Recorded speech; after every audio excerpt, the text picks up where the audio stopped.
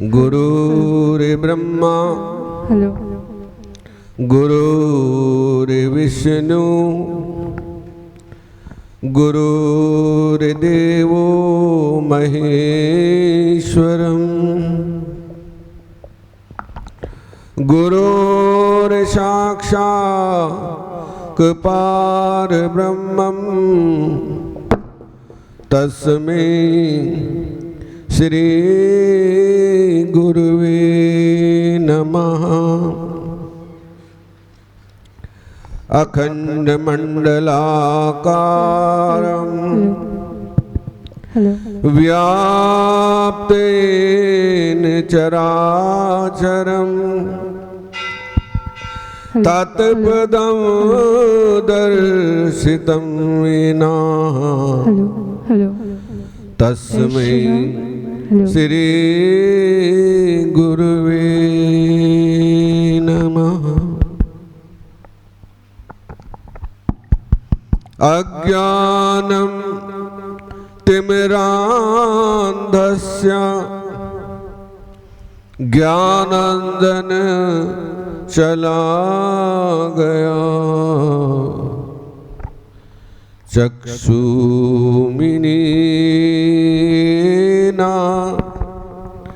तस्मै श्री गुरुवे नमः। वंदे बोधमयं नित्यं गुरुर्शंकर रूपिणं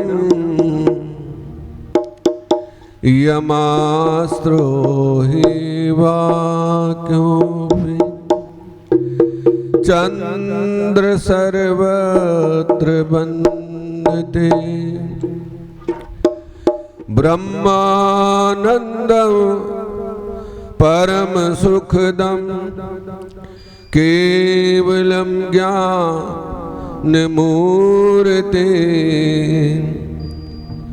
द्वन्द्वातीतं त्रिगुणरहितं तस्मै शादिलक्ष्यम्।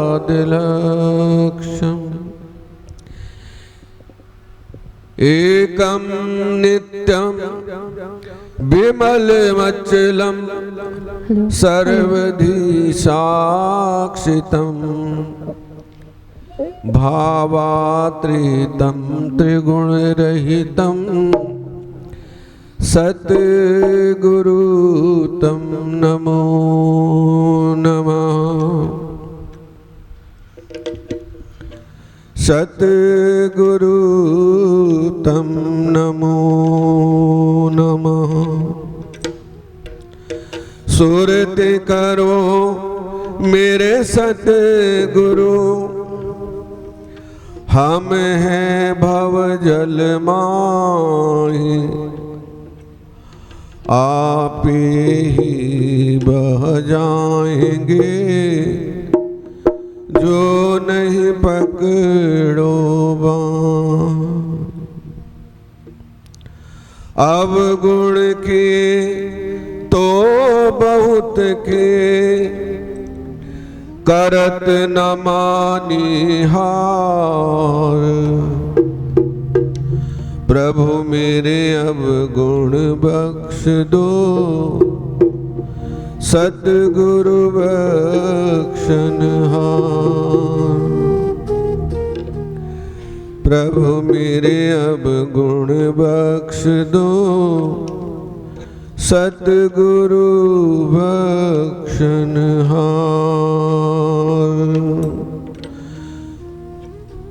बोल सद्गुरुदेव भगवान की जय। उमापति महादेव की जय। श्यावर रामचंद्र भगवान की जय। उमापति महादेव की जय। राधावर कृष्ण चंद्र भगवान की जय। पवन सुत हनुमान जी महाराज की जय। हे माई मेरी सचिया जोता बानी माता तेरी सदा ही जय। हर हर महादेव शंभो काशी विश्वनाथ गंगे। हर हर महादेव शंभो काशी विश्वनाथ गंगे। काशी विश्वनाथ गंगे काशी अमरनाथ गंगे। काशी गंगे काशी अमरनाथ गंगे। हर हर महादेव शंभो काशी विश्वनाथ गंगे। हर हर महादेव शंभो काशी विश्वनाथ गंगे। काशी विश्वनाथ गंगे काशी अमरनाथ गंगे। काशी विश्वनाथ गंगे काशी अमरनाथ गंगे। हर हर महादेव शंभो काशी विश्वनाथ गंगे। हर हर महादेव शंभो काशी विश्वनाथ गंगे। हर हर महादेव शंभो काशी विश्वनाथ गंगे। हर हर महादेव शंभो काशी विश्वनाथ गंगे। हर हर महादेव शंभो काशी विश्वनाथ गंगे। बोले शंकर भगवान की जय। जय जय श्री राधे जय जय श्री राधे जय जय श्री राधे श्याम।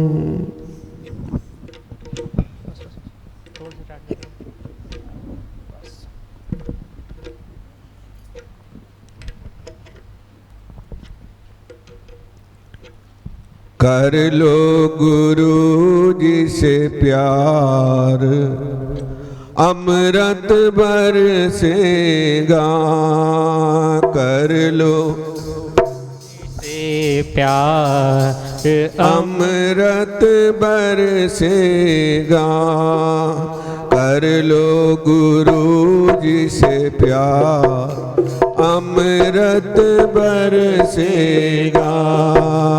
कर लो गुरु जी से प्यार अमृत बरसेगा। कर लो गुरु जी से प्यार अमृत बरसेगा। कर लो गुरु जी से प्यार अमृत बरसेगा। कर लो गुरु जी से प्यार अमृत बरसेगा। कर लो गुरु जी से प्यार अमृत बरसेगा। कर लो गुरु जी से प्यार अमृत बरसेगा। कर लो गुरु जी से प्यार अमृत बरसेगा। ऊंच नीच मन में नहीं ठाने। ऊंच नीच मन में नहीं ठाने। ऊंच नीच मन में नहीं ठाने। ऊंच नीच मन में नहीं ठाने। पूर्ण ब्रह्म एक पहचाने। पूर्ण ब्रह्म में पहचाने। पूर्ण ब्रह्म एक पहचाने। पूर्ण ब्रह्म में पहचाने। हो जाए भव से पार अमृत बरसेगा। हो जाए भव से पार अमृत बरसेगा। कर लो गुरु जी से प्यार अमृत बरसेगा।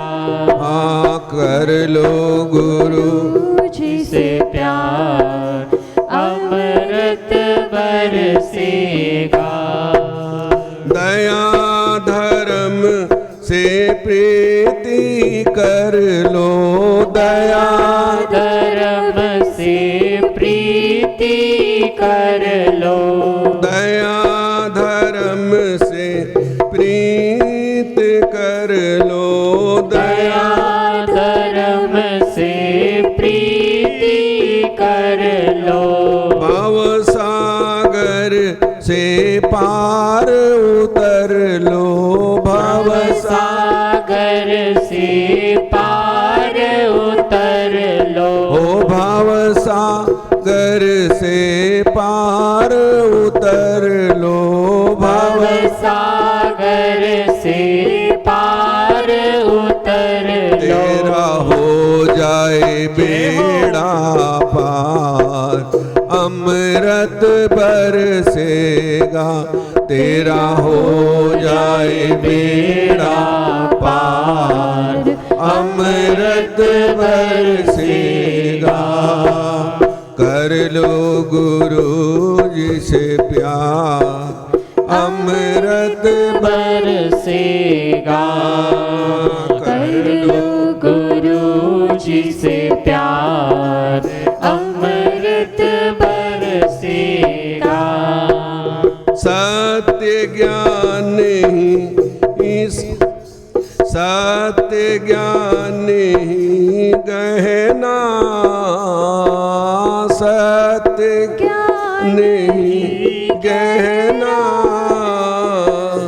कड़वा बोल कभी ना कहना, कड़वा बोल कभी ना कहना, सत्य ज्ञान ही है गहना, सत्य ज्ञान ही जो है गहना, कड़वा बोल कभी ना कहना, कड़वा बोल कभी ना कहना, तुम कर लो आत्म उद्धार, अमृत बरसेगा, तुम कर लो आत्म उद्धार, अमृत बरसेगा।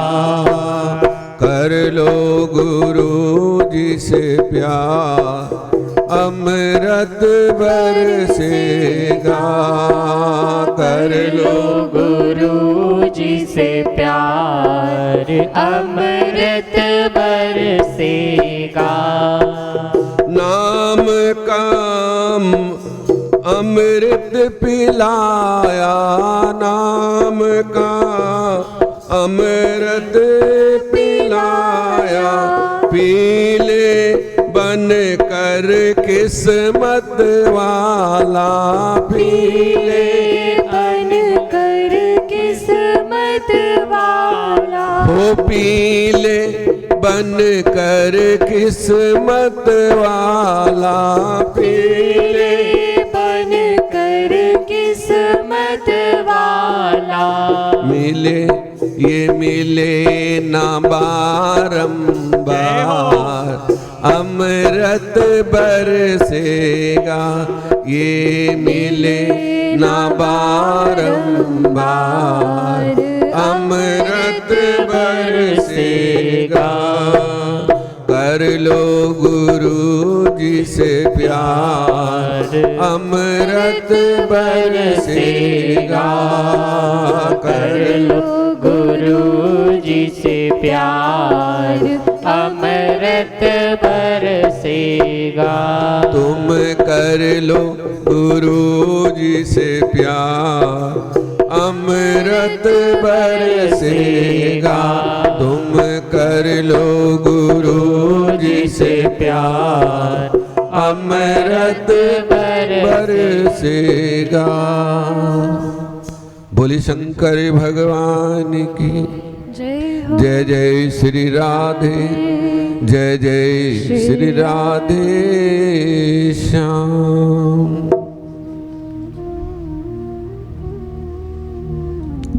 तो गुरु के चरणों में प्रीति होनी चाहिए।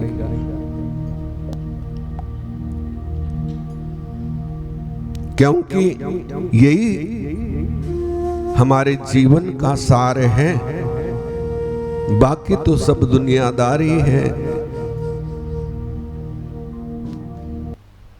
कोई बड़ा है ना छोटा है, हम सब बराबर हैं। कर्म अपने अपने हैं, अपने कर्मों की जगह हर किसी को बैठना है।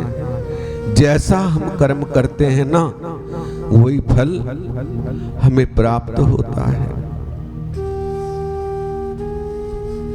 तो गुरु की आज्ञा आवही गुरु की आज्ञा जाए, कहे कबीर दास को तीन लोक बहनाए।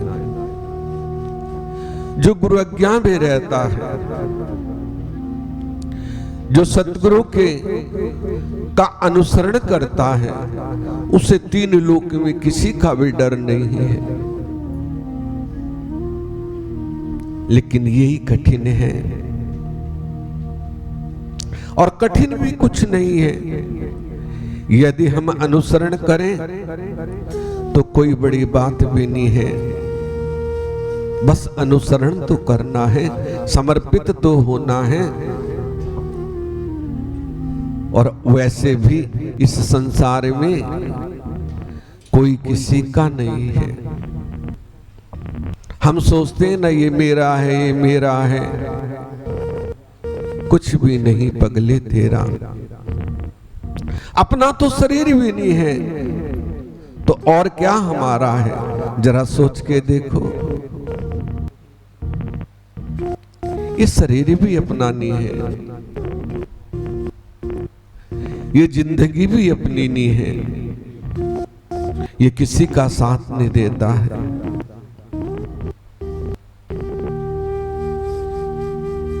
केवल और केवल जो हमने भजन कर लिया, वही हमारे संग जाता है, वही हमारे साथ जाएगा। अन्यथा और कुछ भी नहीं हमारे साथ जाएगा। ये सब माया का पसारा है, गो गोचर जहां लग मन जाई। ये सब माया जानो भाई। जहां तक हमारी दृष्टि जा रही है, जहां तक हमारा मन दौड़ रहा है, ये सब माया का पसारा है। ये सब क्षण भंगुर है। जैसे हमने स्वप्न देखा कि स्वप्न में हम राजा बन गए, और जब नींद खुली तो हम अपने को वही पाते हैं जो है। स्वप्न में हम विदेश चले गए, अमेरिका चले गए, ऑस्ट्रेलिया चले गए, लेकिन जब नींद खुलती है तो वहीं अपने को पाते हैं। तो ऐसे ही ये सब माया है, ये सब माया का पसारा है, माया जाल है। इससे हमें निकलना है और अपने को पहचानना है कि मैं कौन हूं। बस केवल यही ज्ञान है। यदि हम अपने को पहचान लें कि मैं कौन हूं, मैं किस लिए संसार में आया हूं, मेरा ये मानव जन्म किस लिए मुझे प्राप्त हुआ है, ये हमने जान लिया तो समझो हमने ज्ञान को जान लिया। लेकिन यही हम जानने में भूल करते हैं। जो हमें जानना है वो हम जानते ही नहीं, और जो नहीं जानना उसके पीछे दौड़ रहे हैं। एक के पीछे एक दौड़ रहा है, कहां जा रहे हैं कोई पता नहीं।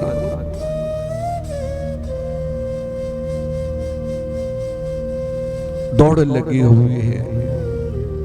लेकिन जिसको हमने जानना है उसको तो जाना ही नहीं।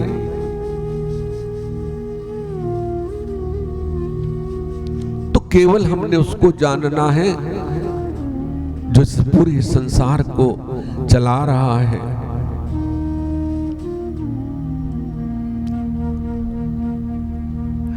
हमारे शरीर को चला रहा है, एक एक जीव जंतु को वो चला रहा है। वो कौन है, वो कहां बैठा है? वो केवल तभी जाना जाएगा जब हम मन वचन कर्म से सतगुरु की शरणागत होंगे, तभी हम उसको जान सकते हैं, पहचान सकते हैं और उस पदवी पे पहुंच सकते हैं जहां से फिर जीव लौट के नहीं आता।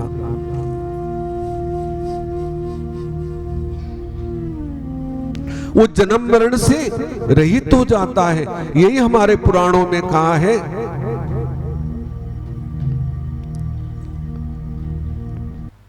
हम पूजा क्यों करते हैं? कि हमें फल प्राप्त हो।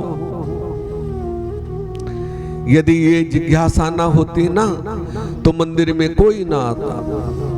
हम बड़े स्वार्थी हैं, ये सच्ची बात है और पक्की बात है। हर चीज में हमें फल चाहिए, हर चीज में हमें कुछ ना कुछ चाहिए, तभी हम जाते हैं। यह निस्वार्थ कोई जाता है क्या कि मुझे केवल ज्ञान चाहिए और कुछ नहीं चाहिए, प्रभु मेरी अंतर्दृष्टि खोल दो।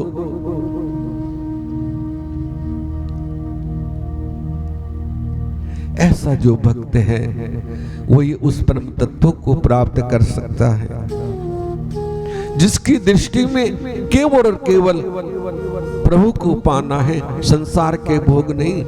हर योनि हर भोग मिलेगा, फिर ना मिलेगा बंदे मानुष जन्म, फिर ना मिलेगा।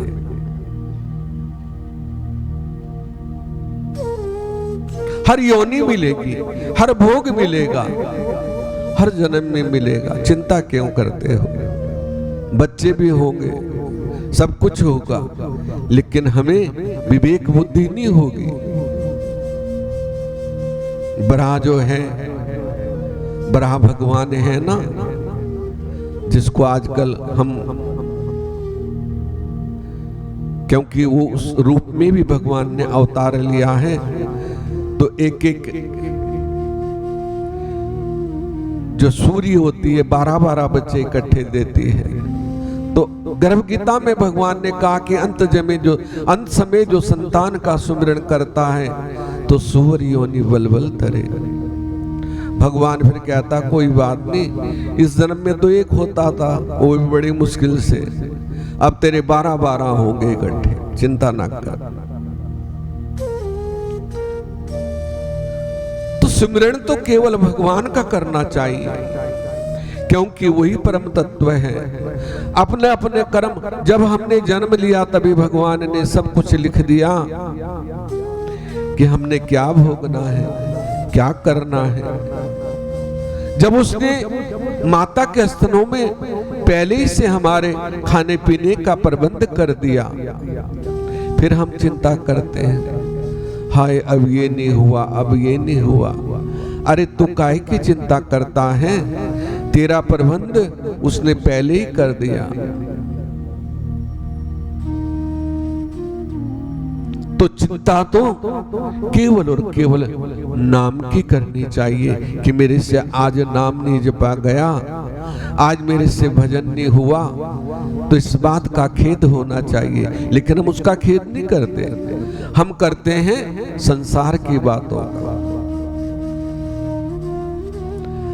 हम लगे हुए हैं संसार के चक्रव्यूह में, और इसमें जो फंस गया उससे निकलना बड़ा असंभव है।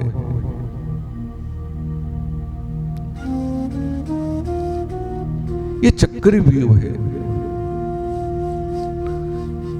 रहना इसी में है, लेकिन निकलने का अपना रास्ता रखो।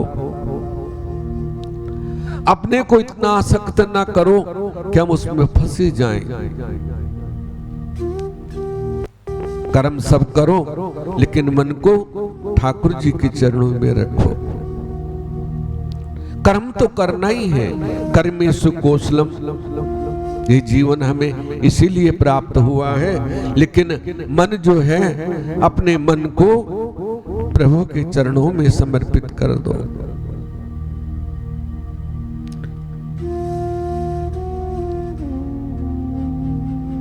और जब हमारा मन समर्पित हो जाएगा तो तन भी हो जाएगा, तन हो जाएगा तो धन भी हो जाएगा, धन हो गया तो सर्वस्व समर्पित हो जाएगा। लेकिन ये मन ही काबू करना बड़ा मुश्किल है, इसको बस में लाना बड़ा मुश्किल है। और ये बस में हो गया तो सब कुछ हो गया। ये जीवन का सार है।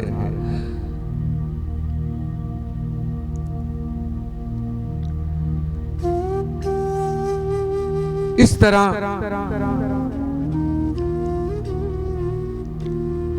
नारजी बोले, ब्राह्मण सती पार्वती कन्या होकर कैसे तप कर शिव जी को प्राप्त किया। ब्रह्मा जी बोले, मुनि जब सती ने दक्ष के यज्ञ में अपना शरीर त्याग दिया तब उन्होंने हिमालय के घर जन्म लेने का विचार किया, क्योंकि शिवलोक में स्थित मैनाक ने सती देवी के लिए आराधना किया था।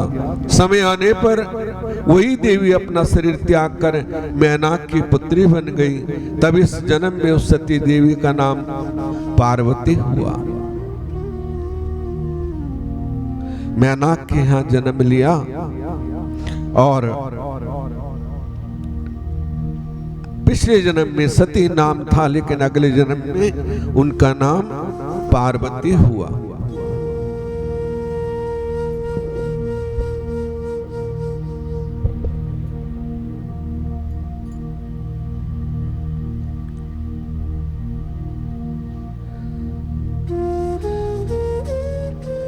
उन्होंने नारजी का उपदेश ग्रहण कर अत्यंत कठिन तप किया, शिवजी को प्राप्त किया।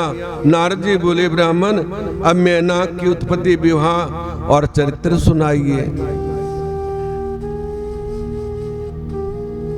ब्रह्मा जी बोले, नारद उत्तर देश में हिमालय का नाम एक महान राजा था, जो अपने श्रेष्ठ पर्वत की सब समृद्धियों से युक्त था। बड़ा तेजस्वी था। पर्वत का नाम बड़ा ही दिव्य रूप और सर्वक सुंदर विष्णु रूप संतों का प्रिय शैलराज के नाम से प्रसिद्ध था। वो हिमालय भी कहा जाता है। उस पर्वत के जंगल में स्थित दो भेद हैं। उसी शैलराज ने अपने कुल की स्थिति और धर्म के लिए अपना विवाह करने की इच्छा की। तब उसकी इच्छा होते ही समस्त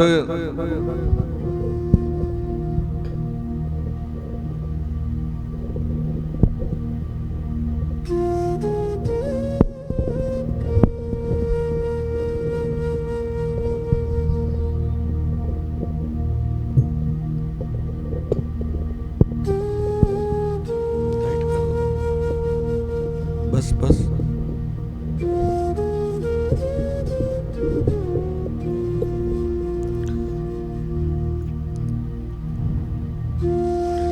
समृद्धियों से युक्त और बड़ा ही तेजस्वी उस पर्वत का बड़ा ही दिव्य रूप है। सर्वांग सुंदर विष्णु रूप प्रिय और शैलराज के नाम से प्रसिद्ध था। हिमालय भी कहा जाता है। उस पर्वत के जंगल में और सिद्धो शैलराज अपने कुल की स्थिति और धर्म वर्धन के लिए अपना विवाह करने की इच्छा की। तब उसकी इच्छा होते ही समस्त देवतागण पितरों के पास गए और बोले कि यदि आप सभी लोग अपना कर्तव्य पालन करना चाहते हो कि देवताओं का कार्य हुए, तो आप मंगल रूपणी कन्या मैनाक का विवाह हिमालय के पर्वत से के साथ कर दीजिए। इससे सभी का भला होगा। देवताओं के पद पर होने वाले दुख और हानि का नाश होगा। ब्रह्मा जी कहते हैं, देवताओं का कथन पितृगणों को अच्छा लगा और उन्होंने अपनी पुत्रियों का श्राप की बात याद कर अपनी पुत्री मैनाक का विवाह हिमालय के साथ कर दिया। विवाह में बड़ा उत्सव हुआ। हरि आदि सभी देवता विवाह में सम्मिलित हुए। फिर विवाह का उत्सव समाप्त होने पर सभी देवता और मुनिवर शिव पार्वती का ध्यान करने लगे, अपने अपने लोक को चले गए। नारद जी बोले, ब्राह्मण आप मैनाक आदि की उत्पत्ति और पितरों का श्राप भी कथा कहिए। ब्रह्मा जी कहने लगे, हे नारद, मेरे पुत्र दक्ष की 60,000 पुत्रियां हुई, जिनका विवाह उसने कश्यप आदि महर्षियों के साथ कर दिया। उनमें स्वधा नाम वाली कन्या को उसके पितरों को दिया था, जिससे धर्म मूर्ति 3 कन्याएं उत्पन्न हुई। उनकी बड़ी पुत्री का नाम मेनका, पिछली का धान्या और तीसरी का नाम कलावती था। मुनिवर एक समय तीनों बहन श्वेत द्वीप में विष्णु के दर्शन करने गई तो वहां बड़ा भारी समाज एकत्रित हो गया, जिसमें ब्रह्मा पुत्र सनकादिक भी आए। सबने विष्णु की स्तुति की और सनकादिकों को देखकर सभी लोग उनके स्वागत उठ खड़े हुए, परंतु ये तीनों बहनें उनके संवाद के लिए नहीं उठी, क्योंकि शंकर की माया ने उन्हें मोहित कर रखा था। तो यही तो है कि जो भगवान ने करना है वो पहले ही लिख दिया है। और सनकादिनों ने उसे उनको श्राप दे दिया कि तुम तीनों श्रुति की जानने वाली थी, तुमने अभिमान बस हमें खड़े होकर अभिवादन नहीं किया, ना नमस्कार भी नहीं किया। अतः तुम स्वर्ग से दूर जाकर मनुष्य बन जाओ, अब तुम तीनों मनुष्य की स्त्रियां बनोगी। ब्रह्मा जी कहते हैं ये तीनों साध्वी बहनें चकित होकर ऋषि का वचन सुन और सिर झुकाकर उनके चरणों में गिरती हुई बोली है, मुनिवर प्रसन्न हो जाइए, हम लोग मूर्ख हैं, इससे आपका कोई दोष नहीं। अतः ऐसी कृपा कीजिए कि जिससे हम स्वर्ग को पुनः प्राप्त कर लें। उन्होंने कहा, पितरों की कन्याओं, अब तुम प्रसन्न होकर मेरे वचनों को सुनो कि जिस प्रकार तुम्हें सर्वदा सुख प्राप्त होगा। हिमालय पर्वत के हिम का आधार है, यहाँ ज्येष्ठ उसकी कामिनी होगी और इसकी को पार्वती नाम की एक कन्या प्राप्त होगी। ये दूसरी कन्या जनक की पत्नी होगी और जिससे महालक्ष्मी सीता उत्पन्न होगी, और ये द्वापर में यही उसकी प्रिय पुत्री प्रिय राधा के नाम से प्रकट होगी।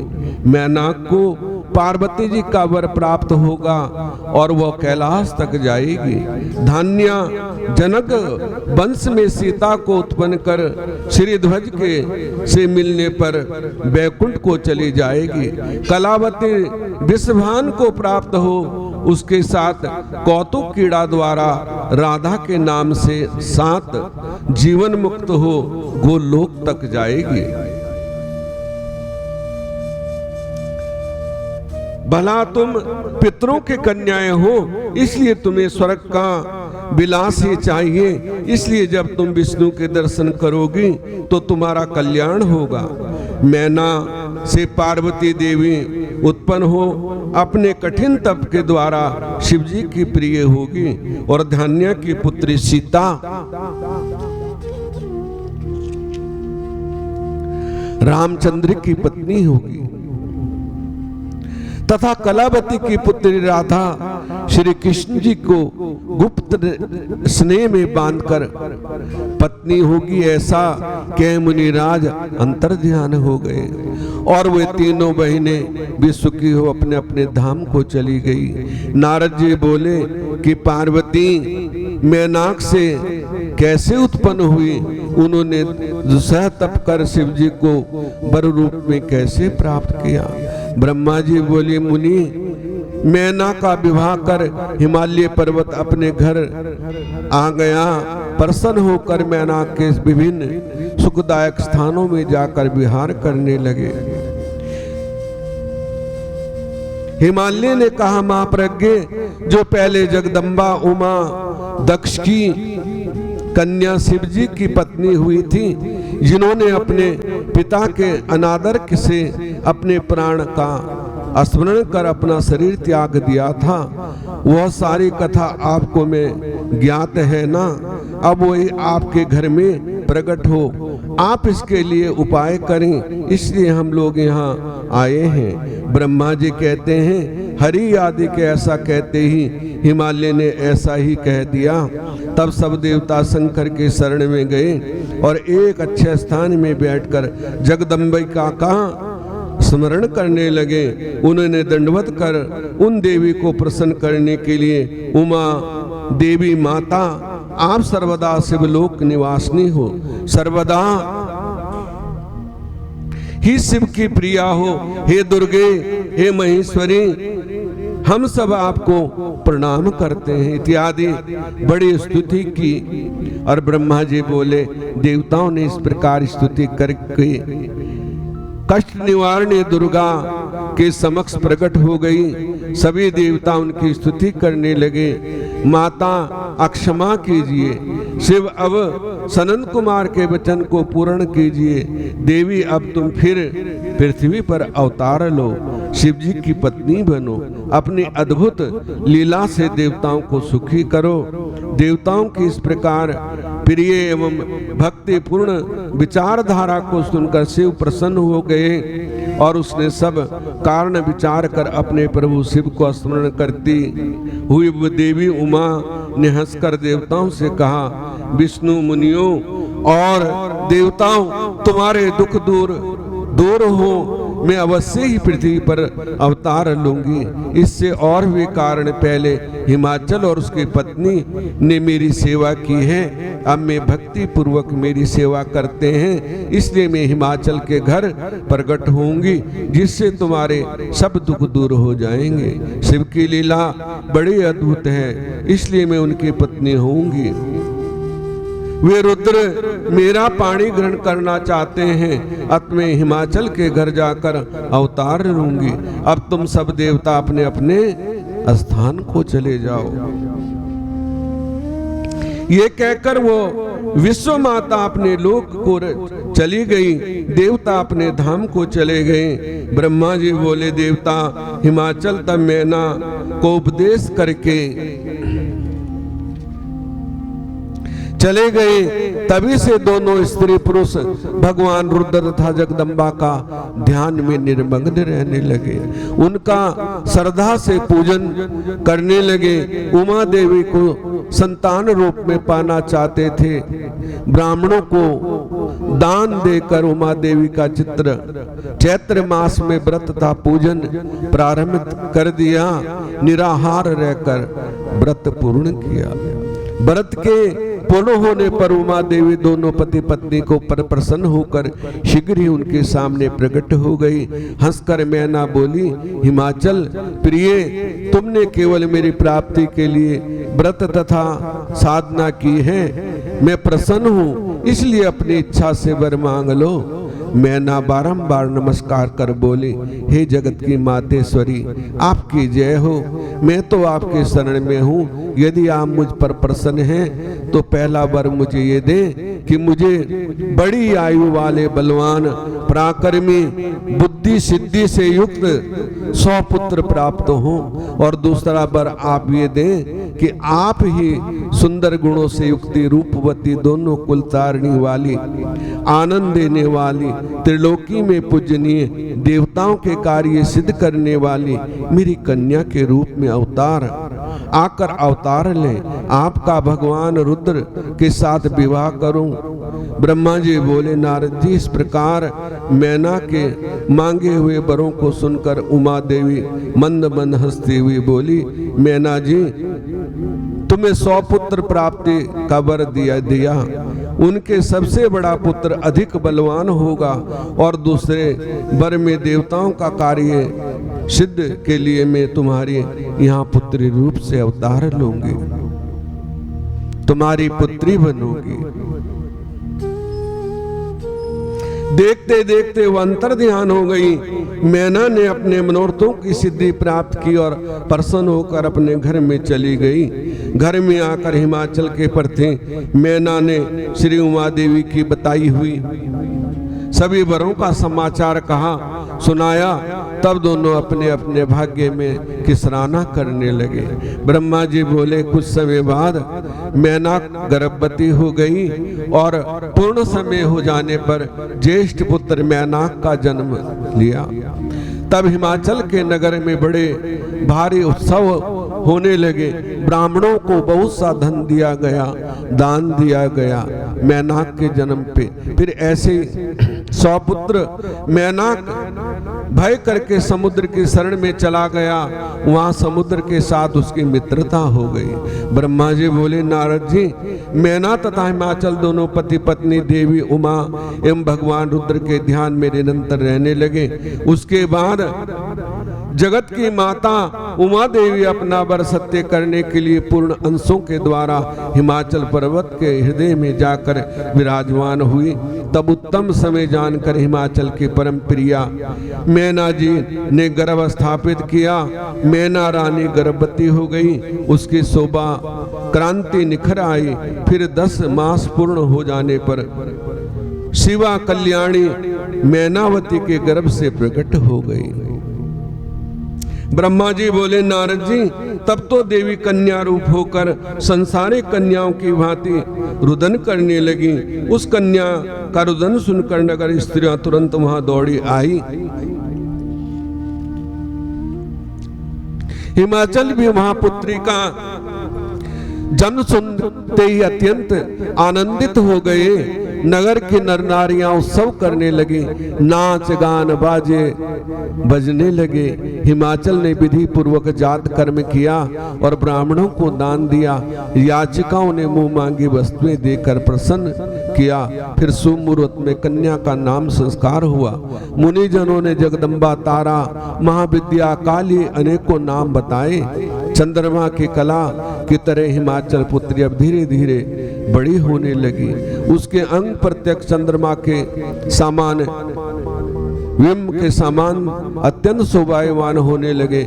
गिरजा अपने सहेलियों के साथ खेलने गई। उन्होंने अपना प्रभाव छिपा रखा था। गंगा जी की रेती में घर बनाकर गेंद खेलने लगी। एक और अनेकों भेष बदल बदल कर क्रीड़ाएं करने लगी।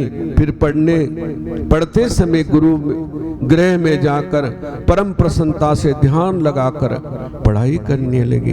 ब्रह्मा जी बोले, नारद जी, तुम शिव लीला को भली भांति जानते थे। शिवप्रिया ये वहां गई थी, हिमाचल के सत्कार किया और अपनी कन्या को तुम्हारे पास लाकर प्रणाम कराया। और स्वयं भी बार बार प्रणाम करने लगे। फिर बोले कि नारद जी, मुनि जी, आप भूत भविष्य वर्तमान जानते हो, परोपकारी एवं परम दयालु हो। कृपया मेरी कन्या का भाग्य बताइए। किसके भाग्य में क्या लिखा है? एक दिन नारद जी अकस्मात वो आ गए और उनका भाग्य हिमालय पूछने लगा।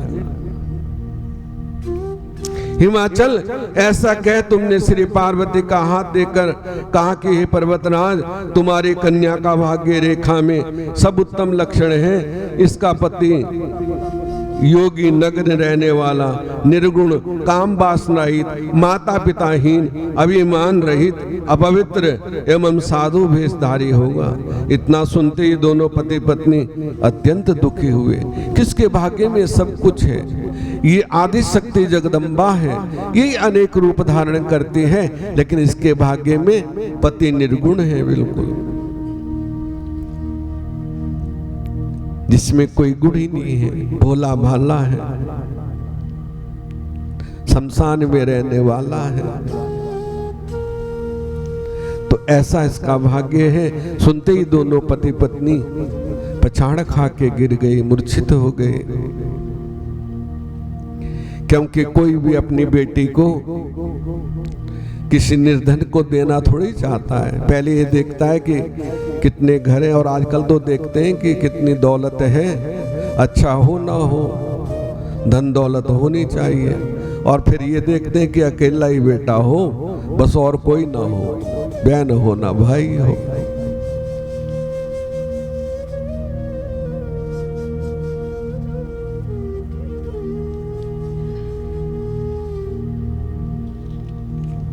कोई भी ना हो।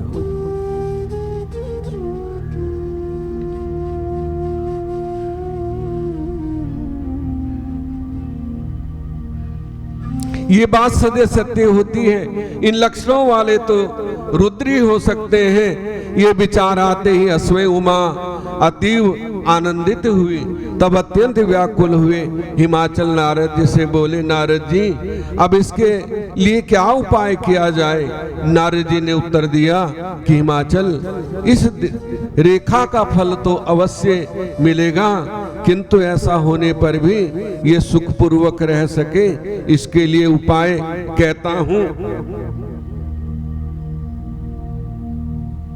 जितने भी मैंने इसके पति के लक्षण कहे हैं ना, ये सब रुद्र में दिखाई देते हैं, किंतु भगवान रुद्र ये अशुभ लक्षण भी शुभ समझे जाते हैं। आप अपनी पुत्री का उन्हीं के साथ विवाह कर दो, किंतु एक कठिनाई है, रुद्र भगवान श्री पार्वती पर किसी प्रकार प्रसन्न हो जाएं। ये तभी होगा जब ये अश्वे श्री पार्वती तप द्वारा उन्हें प्रसन्न कर लेगी।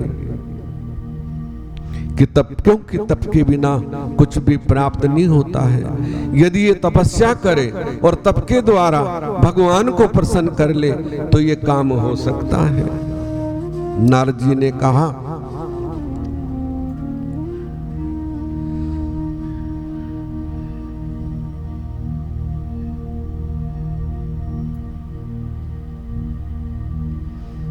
अश्वे पार्वती तप द्वारा उन्हें प्रसन्न करने की कोशिश करें, तब ये रुद्र की पत्नी होगी। इस प्रकार दोनों पति पत्नी को कहकर तुम वहां से चले गए। ब्रह्मा जी बोले, नारद जी कुछ समय के बाद एक बार मैं ना हिमाचल के पास प्रणाम किया और फिर नम्रता से बोली कि हे देवी पार्वती, अब विवाह होना चाहिए। इस गुणवती सुंदर कन्या को इसके समान ही वर मिले, तभी ये प्रसन्न रह सकेगी। हिमाचल बोले, देवी तुम इस प्रकार संशय ही मत करो, नारद का वचन कभी असत्य नहीं होता, वो सदा सत्य बोलते हैं। अपनी पुत्री के प्रेम रखती हो तो पुत्री को भगवान रुद्र की प्रसन्नता के लिए तप करने के लिए कहो। भगवान रुद्र प्रसन्न होकर उसे अपनी पत्नी बनाना स्वीकार कर लेंगे। उनके बुरे लक्षण भी उत्तम लक्षण हो जाएंगे।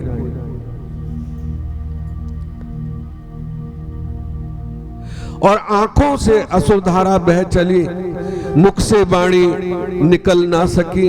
तब सबके मन का भाव जानने वाले उमा जी ने माता के भाव समझकर उन्हें, क्योंकि माँ कैसे कह दे कि तुम तप करो, ठीक है ना, कोई माता पिता अपने बच्चे को कह ही नहीं सकता। और पार्वती माता ने, उमा ने सब कुछ जान लिया। माता के भाव समुन धैर्य देकर कहा, माता जी मैंने आज रात ब्रह्म मुहूर्त में एक विचित्र स्वप्न देखा है, जिससे मुझे एक तपस्वी ब्राह्मण ने मुझसे कहा कि तू भगवान रुद्र की प्राप्ति के लिए अर्थ तप कर। श्री पार्वती ने इसे सुनकर मैना ने अपने पति से श्री पार्वती स्वरूप का वृतांत कहा। ब्रह्मा जी बोले, नारद जी उधर भगवान शंकर अपने परमेश्वरी सती जी के विहर में व्याकुल होकर अपने गणों से श्री सती के अनेकों गुण एवं उनके सुशील आदि सुनकर कुछ दिन कैलाश पर विराजमान रहे। फिर गृहस्थ धर्म को त्याग कर नग्न होकर कुछ समय तक सब लोकों में घूमते रहे। इसके बाद कैलाश पर वापस पधारे, फिर वहां आकर समाधि धारण कर ली, समाधि अवस्था में चले गए। जब सती ने शरीर त्याग दिया था ना, तो भगवान कुछ दिन तो घूमते रहे और माता के शरीर को लेके घूमे। और जहां जहां उनके भगवान ने सोचा वैराग्य में थे, और भगवान विष्णु ने सोचा कि ऐसे ही घूमते रहेंगे तो प्रलय आ जाएगी।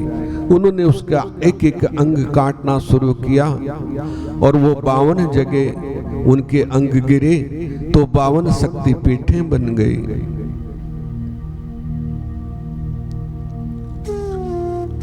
उसके बाद भगवान ने जब देखा कि त्रिशूल पे पार्वती तो है ही नहीं, तो बड़े क्रोधित हुए।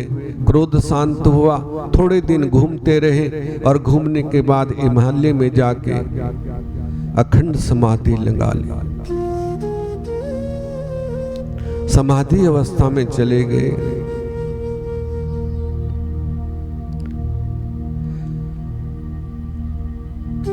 अनेकों गुण उनकी ली सुशील लीला आदि सुनकर कुछ दिन कैलाश पर विराजमान रहे। फिर गृहस्थ समय के बाद सदाशिव समाधि से जाग गए। समाधि के परिश्रम के कारण उनके मस्तक से पसीने की बूंद पृथ्वी पर गिर पड़ी।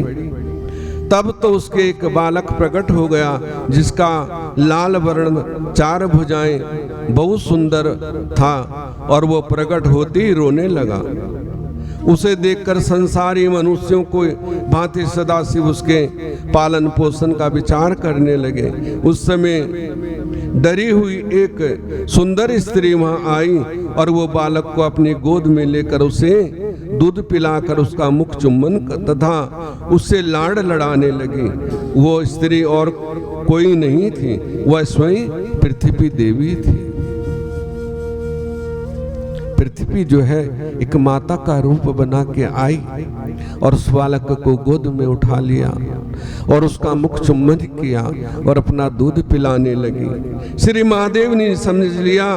तब उसके बोले, पृथ्वी इसका पालन पोषण करो, ये बालक तुम्हारे नाम से प्रसिद्ध होगा। सदाशिव के इन वचनों को सुनकर धरती माता उस बालक को गोद में उठाकर अपने स्थान पर चली गई। वहां वो सुखपूर्वक उसका लालन पालन करने लगी। पृथ्वी के नाम से उसका भौम प्रसिद्ध नाम हुआ, जिसे हम मंगल कहते हैं। और ये उज्जैन में मंगल देवता का मंदिर है। यदि किसी को मांगलिक दोष हो, कुछ भी हो, और वहां जाके पूजा कर ले, वहां भात की पूजा होती है, भात चढ़ता है भगवान पे, तो उसके सब दोष, राहु दोष, मंगल दोष सब मिट जाते हैं। यदि शादी ना हो रही हो, मांगलिक हो, तो एक बार उज्जैन में जाके पूजा करवा ले तो सब दोष मिट जाते हैं।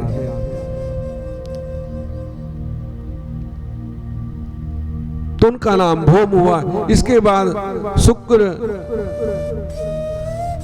प्रसिद्ध हुआ। तब वही भौम अपने युवावस्था में काशीपुरी में आए। बहुत समय तक भगवान शंकर का पूजन करता रहा। इसके बाद उसको शुक्र लोक में ऊपर का लोक प्राप्त कर लिया।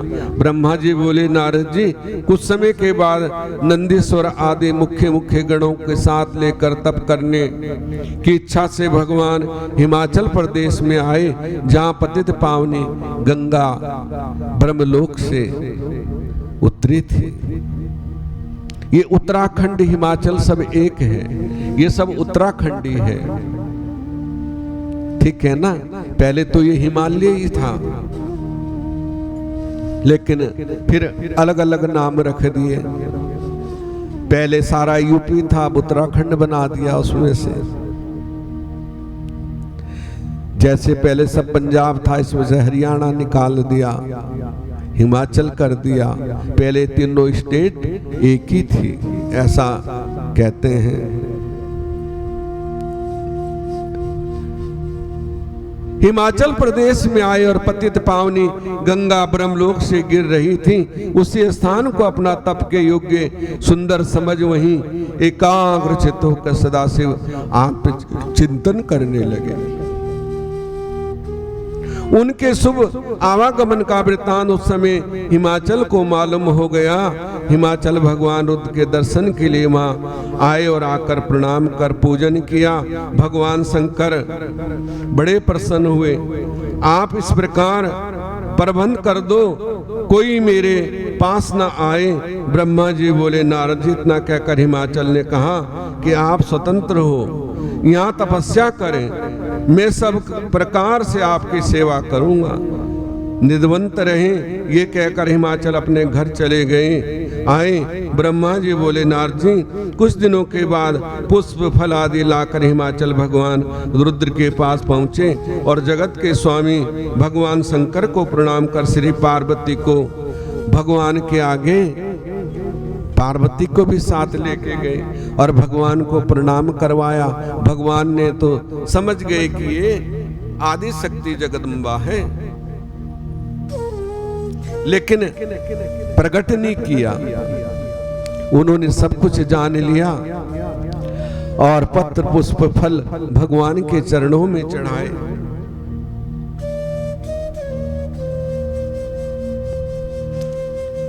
पार्वती ने ये आपकी सेवा करना चाहती हूँ और आपका पूजन भी नित्य किया करते रहूंगी। अब मैं इसे आपके सेवा में लग जाऊंगी। कृपा कर इसे अपनी दासी जानकर सेवा अंगीकार करें। यह सुनकर सदाशिव ने अपने नेत्र खोले और सामने संपूर्ण गुणों से सुंदर युक्त सुंदर अंगों वाली उमा को देखा। तब हिमाचल बोले कि हिमाचल, ये कन्या चंद्रमा के समान सुंदर रूपवती है, कारण मैं इसका यहाँ आना पसंद नहीं करता, क्योंकि इस प्रकार की माया में स्त्रियों के आने से तपस्वियों की तपस्या में विघ्न पड़ जाता है। तब हिमाचल ने इस प्रकार के सदाशिव के वचन सुन तब उसका मन अत्यंत व्याकुल हुआ, चिंतातुर हो गए। भगवान शंकर के वचन सुन पार्वती बोली, योगी राज, आपने जो कुछ पिता से कहा है उसका उत्तर मैं देती हूँ। अंतर्यामी, आपने एक महान तप करने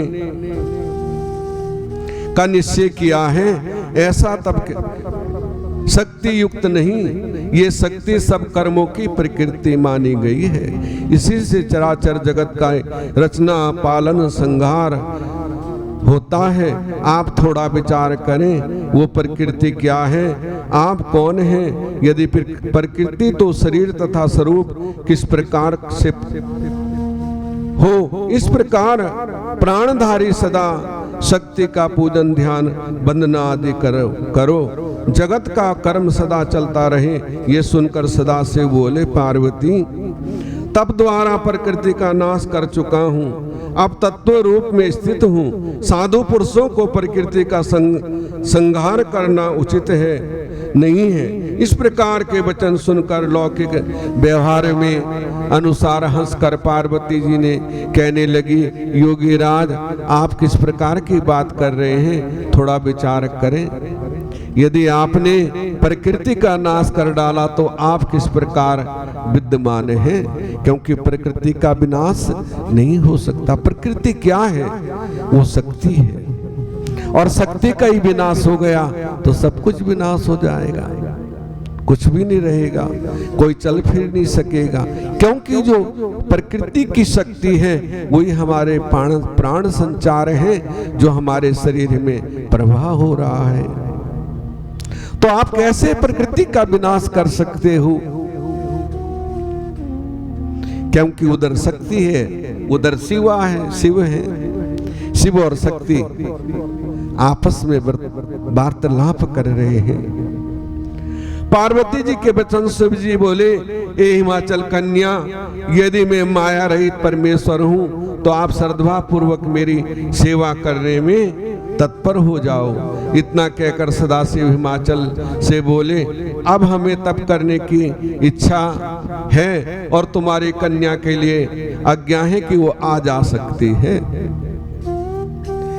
ठीक है ना, कि वो हमारी पूजा कर सकती है, हमारी सेवा कर सकती है। तुम्हारी कन्या के लिए आज्ञा है।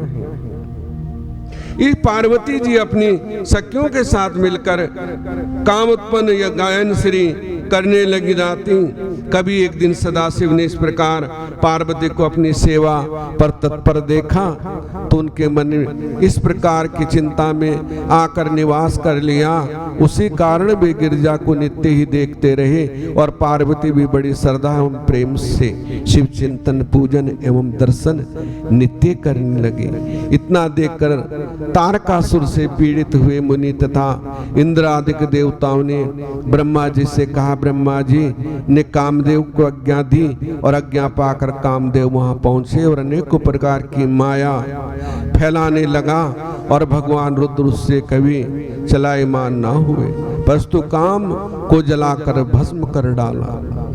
नारद जी कहने लगे, ब्रह्मन तारकासुर कौन था, किसने आकर देवताओं को भी पीड़ित कर दिया, काम को सदाशिव ने भस्म कर दिया। ब्रह्मा जी बोले, नारद जी मरीचि के पुत्र कश्यप हुए, जिनकी दक्ष की दिति आदि 13 कन्याएं स्त्रियां थी, उन सब में दिति बड़ी थी। उसके हिरण्याकश्यप हिरण्याक्ष 2 पुत्र हुए। इन दोनों को भगवान विष्णु ने बराह रूप तथा नरसिंह रूप धारण कर मार डाला था। तब पुत्रों के मर जाने से दुखित होकर दिति ने फिर कश्यप जी से प्रार्थना की, उनकी सेवा द्वारा उसके गर्भ रह गया। इंद्र ने ये जानकर और उसके गर्भ में प्रवेश कर गर्भ के बालक को नष्ट करना चाहा। समय पूरा होने पर उसके गर्भ से 49 मरुतगण पैदा हुए। ये सब रुद्रगण हुए, शीघ्र स्वर्ग में चले गए। उसके बाद दिति फिर कश्यप जी के पास पहुंची और उन्हें प्रसन्न करने लगी। तब कश्यप जी बोले, दिति शुद्ध होकर तप करो, 10,000 वर्ष पर्यंत तक तुम अपनी इच्छानुसार पुत्र की प्राप्ति कर सकोगी। ये सुनकर दिति ने श्रद्धा पूर्वक तप किया। जब उसका तप पूर्ण हो गया तो पति द्वारा फिर गर्भवती हुई और इस बार उसका अत्यंत पराक्रमी बजरांग नाम का पुत्र उत्पन्न हुआ। उसे माता की आज्ञा दी, देवताओं को जीतकर उनका राजा बने। दिति ने देखा कि ये पुत्र राजा बन गया तो सभी देवता उसके अधीन हो जाएंगे। दिति और अदिति दोनों कश्यप जी की पत्नी थी। एक सतोगुणी थी जिसके देवता पुत्र हुए और दूसरी तमोगुणी थी जिसके राक्षस हुए। संतान तो सब एक पिता की है ना।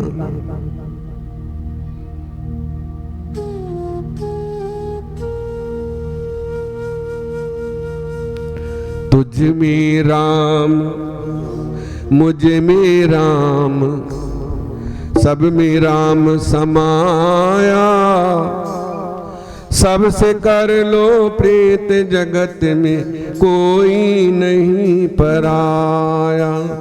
तुझ में राम मुझ में राम सब में राम समाया, सबसे कर लो प्रीत जगत में कोई नहीं पराया। सबसे कर लो प्रीत जगत से कोई नहीं है पराया। तुझ में राम मुझ में राम सब में राम समाया, सबसे कर लो जगत से कोई नहीं है पराया। हो सबसे कर लो प्रीत जगत में कोई नहीं है पराया। हो सबसे कर लो प्रीत जगत में कोई नहीं है पराया। तुझ में राम मुझ में राम सब में राम समाया। तुझ में राम मुझ में राम सब में राम समाया। सबसे कर लो प्रीत जगत में कोई नहीं पराया। सबसे कर लो प्रीत जगत में कोई नहीं है पराया। हो सबसे कर लो प्रीत जगत में कोई नहीं है पराया। हो सबसे कर लो प्रेम जगत में कोई नहीं है पराया।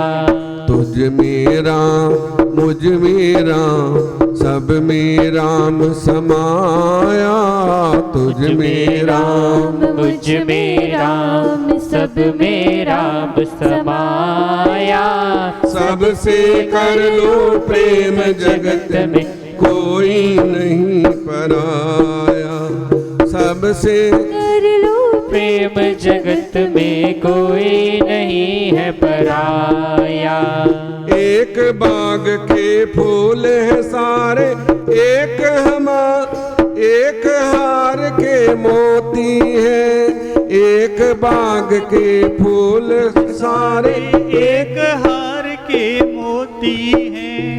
एक बाग के फूल है सारे, एक हार के मोती है, एक बाग के फूल है सारे, एक हार के मोती हैं। जितने हैं संसार में प्राणी सबकी एक ही ज्योति है, जितने हैं संसार के प्राणी सबकी एक ही ज्योति है। वो जितने हैं संसार के प्राणी सबकी एक ही ज्योति है। भूल गए उस परम पिता को, भूल गए उस परम पिता को जिसने हमें बनाया, भूल गए उस परम पिता को जिसने हमें बनाया। सबसे कर लो प्रीत जगत में कोई नहीं पराया, सबसे कर लो प्रेम जगत में कोई नहीं है पराया। तुझ में राम मुझ में राम, सब में राम समाया, तुझ में राम मुझ में राम, सब में राम समाया। सबसे कर लो प्रीत जगत में कोई नहीं पराया, सबसे कर लो प्रीत जगत में कोई नहीं है पराया। एक पिता के बच्चे हैं हम, एक हमारी माता है, एक पिता के बच्चे हैं हम, एक हमारी माता है। एक पिता के बच्चे हैं हम, एक हमारी माता है। एक पिता के बच्चे हैं हम, एक हमारी माता है। दाना पानी देने वाला सबका एक दाता है, दाना पानी देने वाला सबका एक ही दाता है। दाना पानी देने वाला सबका एक ही दाता है। मेरा ये है मैंने कमाया, मेरा ये है मैंने कमाया, मूर्ख क्यों भरमाया। मेरा ये है मैंने कमाया, मूर्ख क्यों भरमाया। सबसे कर लो प्रीत जगत में कोई नहीं पराया, सबसे कर लो प्रीत जगत में कोई नहीं है पराया।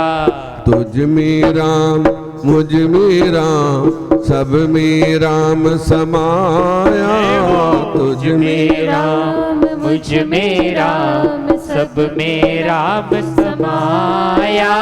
सबसे कर लो प्रीत जगत में कोई नहीं पराया, सबसे लो प्रीत जगत में कोई नहीं है पराया। कण कण में प्रतिबिंब है उसका, ब्रह्म तुम्हारी माया है। कण कण में प्रतिबिंब है उसका, ब्रह्म तुम्हारी माया है। कण कण में प्रतिबिंब है उसका, ब्रह्म तुम्हारी है। क्यों कर से किसी बैर करोगे, कौन यहाँ पर आया है। क्यों तुम किसी से बैर करोगे, कौन यहाँ पर आया है। क्यों किसी से तुम बैर करोगे, कौन यहाँ पर आया है। सेवा धर्म श्रेष्ठ धर्म है, सेवा धर्म श्रेष्ठ धर्म है, गुरुओं ने बतलाया। सेवा धर्म ही श्रेष्ठ धर्म है, गुरुओं ने बतलाया। सबसे कर लो प्रीत जगत में कोई नहीं पराया। सबसे कर लो प्रीत जगत में कोई नहीं पराया। तुझ में राम मुझ में राम सब में राम समाया। तुझ में राम मुझ में राम सब में राम समाया। सबसे कर लो प्रीत जगत में कोई नहीं पराया। सबसे कर लो प्रीत जगत में कोई नहीं है पराया। बोली शंकर भगवान की जय। जय जय श्री राधे, जय जय श्री राधे श्याम। ब्रह्मा जी बोले नारद जी, इस प्रकार के भजन सुनकर देश भाव से दूर रहने वाला बजरंग व्याकुल होकर मन में विचार करने लगा, देवताओं के साथ वैर भाव करना ठीक नहीं।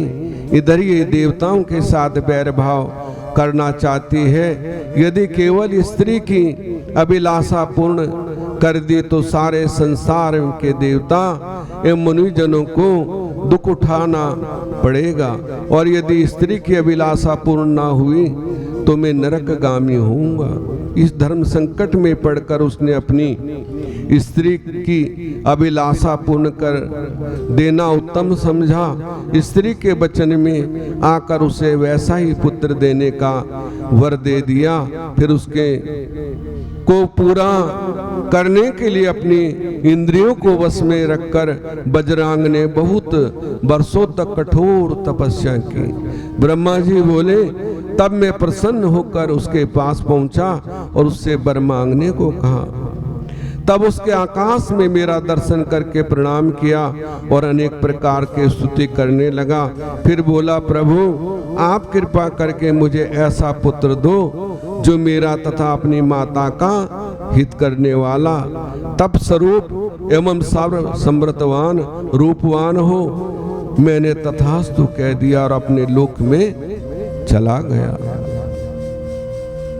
ब्रह्मा जी बोले, नारद जी कुछ समय बाद बजरंग की पत्नी गर्भवती हुई और समय पूर्ण होने पर बड़े लंबे चौड़े शरीर वाला अति पराक्रमी बालक उत्पन्न हुआ। उसका जन्म के समय सारे संसार में बड़े उपद्रव हुए। भयंकर गर्जना के साथ बिजलियां गिरने लगी, भूकंप आने लगे, पहाड़ कांपने लगे, नदी सरोवर का जल उछलने लगा, आंधी तूफान इधर से उधर, वृक्ष आपस में लड़ने लगे, आंधी चल पड़ी, सूर्य को राहु ग्रास इत्यादि अनेकों उपद्रव होने लगे। कश्यप ऋषि ने उसका तारक नाम रखा। यहाँ तारकासुर अत्यंत शीघ्रता के साथ बजरंग के घर पलने लगा। थोड़ी ही काल में वो पर्वत जैसे आकार वाला होकर माता बालक होकर माता से तप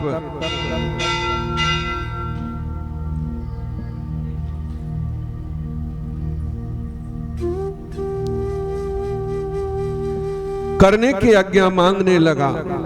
तब प्रसन्न होकर माता ने उसे आशीर्वाद देकर आज्ञा दे दी। तब मन में देवताओं को जीतने की अभिलाषा रखकर गुरु जी के कहने से अनुसार माधव वन में चला गया और वहां ब्रह्मा जी को प्रसन्न करने के लिए कठोर तप करने लगा।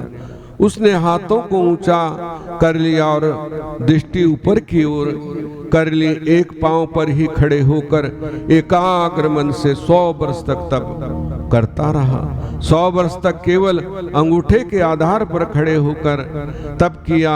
इसी प्रकार 100 वर्ष जलाहार, 100 वर्ष वायु आहार उसके तप किया और 100 वर्ष तक जल, 100 वर्ष धारण करके 100 वर्ष वृक्ष शाखा पकड़कर इसी प्रकार और भी अनेकों दुख सह कर तप करता रहा। तब तो शरीर से बड़ा तेज निकलने लगा, उससे देवलोक जलने लग गए। ये देखकर देवता घबरा गए। फिर वे अश्वेत तारकासुर के पास गया और उससे वर मांगने के लिए कहा। तारकासुर ने सुनकर प्रणाम किया और बोला कि हे भगवान, मुझे वरदान देते हो तो पहला ये वर दो कि मैं आपके रचे हुए संसार में मेरे समान तेजवान बालक कोई ना हो। दूसरा ये वर, भगवान के वीर्य से जो बालक उत्पन्न हो उसी से चलाए हुए असर से मेरी मृत्यु हो। किसी प्रकार भी मेरी मृत्यु ना हो। ब्रह्मा जी ने तथास्तु कह दिया और अपने लोक को चले गए।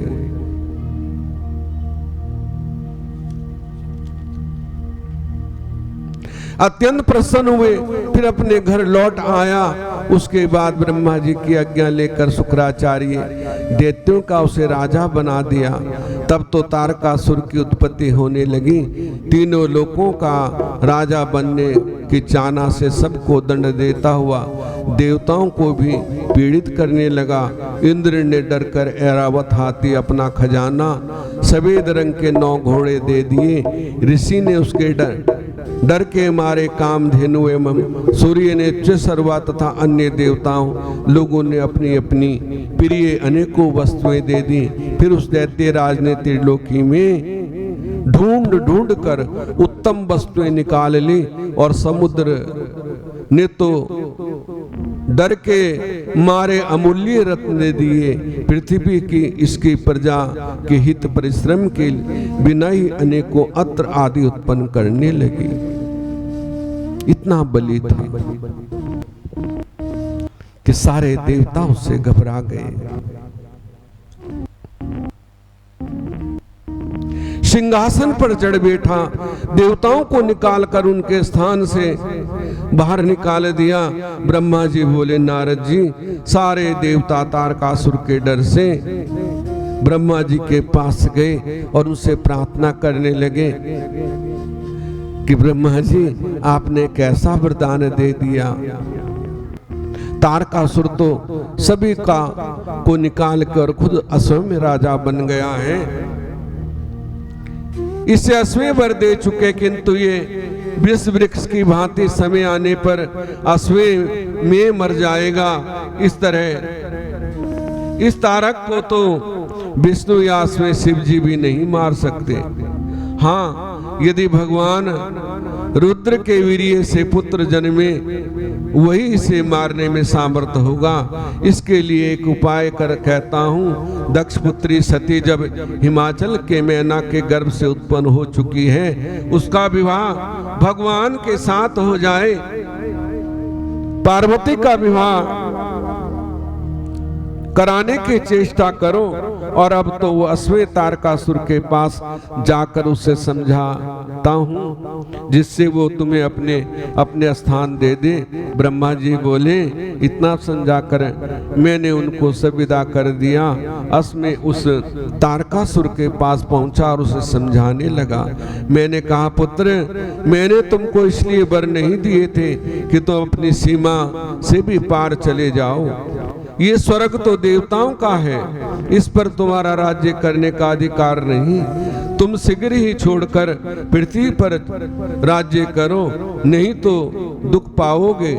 नारद जी इस प्रकार से उसे ब्रह्मा समझाकर उसे अपने लोक में चले आया। तारकासुर ने भी स्वर्ग छोड़ दिया, पृथ्वी पर आकर शोणित नगर में राज्य करने लगा। देवताओं ने मेरी आज्ञा से इंद्र के साथ स्वर्ग चले गए।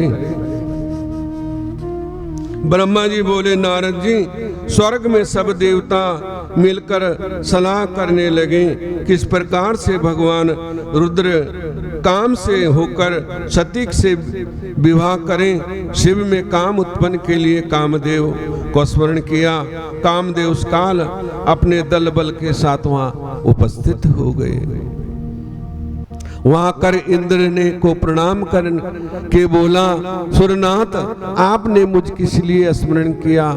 सुनो, तारक नाम का दैत्य ब्रह्मा जी से वर पाकर निर्भय हो रहा है, उसे कोई मार नहीं सकता। ये इतना दुष्ट है कि युद्ध में देवता लोग भी उससे डर कर भाग गए। इसकी मृत्यु भगवान रुद्र के पुत्र द्वारा होनी है। श्री महादेव जी को मोहित करना तुम्हारा काम है, तभी उनके चरणों में पहुंचती उन दोनों का विवाह हो सकता है, देवताओं का कार्य हो सकता है। इंद्र के वचन सुन कामदेव बोला, है स्वामीन, मैं अवश्य इस कार्य को करूंगा। ये सुनकर शिव माया से मोहित हुआ कामदेव बसंत आदि अपनी रति को लेकर उस स्थान पर गया जहां भगवान रुद्र तप कर रहे थे। ब्रह्मा जी बोले, नारद जी, वहां जाकर कामदेव अपनी माया फैलाने लगा। अतीव सुंदर वन उपवन लगा, बसंत की बहार खिला दी, फूल बगीचे खिल गए और भगवान वहां तप में विलीन थे।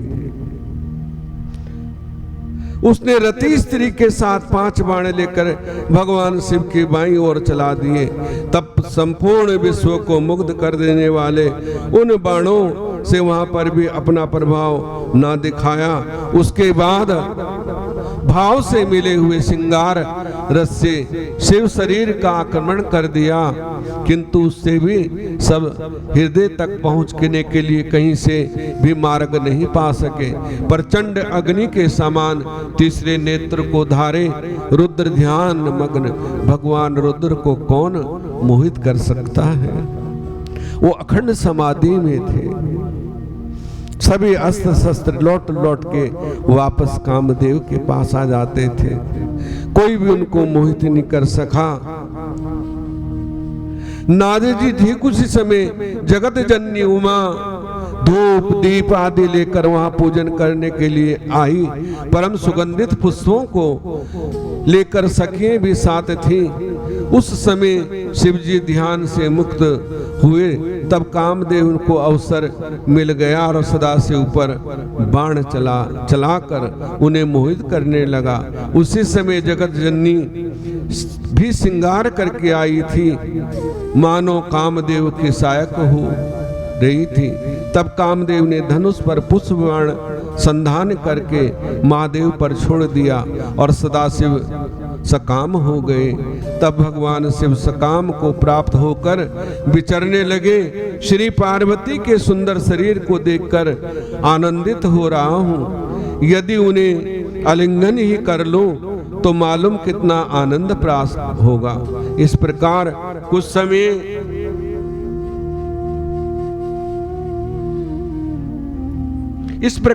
समय तक आप विचारते रहे। फिर उनको ज्ञान हुआ।